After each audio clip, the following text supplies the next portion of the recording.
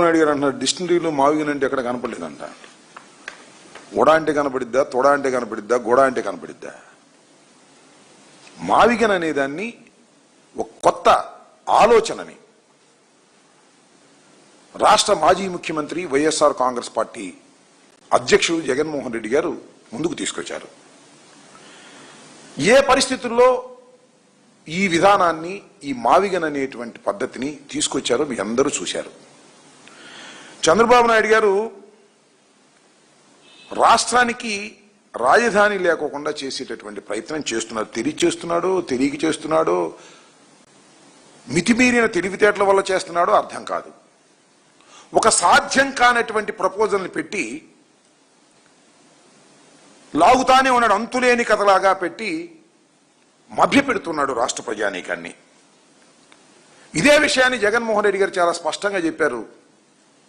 అమరావతి అనేది సాధ్యం కాదు. చంద్రబాబు నాయుడు గారు ప్రజల్ని మభ్యపెట్టేటటువంటి కార్యక్రమం చేస్తున్నాడు. ముందు 50,000 అన్నాడు ఎకరాలు, ఇప్పుడు 1,00,000 ఎకరాలు అంటున్నాడు.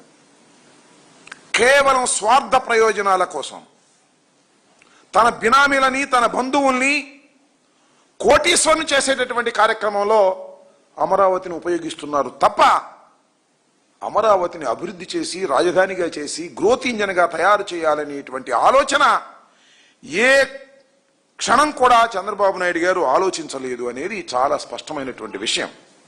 జగన్మోహన్ రెడ్డి గారు ఏదైతే చెప్పాడో, చంద్రబాబు నాయుడు గారు అమరావతిని పూర్తి చేయలేరని ఏదైతే చెప్పారో, ఇవాళ మీరు ఒకసారి ఆలోచన చేయండి. ప్రెస్ మీట్ని పూర్తిగా పరిశీలించండి. చంద్రబాబు నాయుడు గారి పరిశీలనలో ఆయన కూడా అదే ఒప్పుకున్నాడు స్పష్టంగా. 2028-29కి రాజధాని పూర్తి కాదు అమరావతి.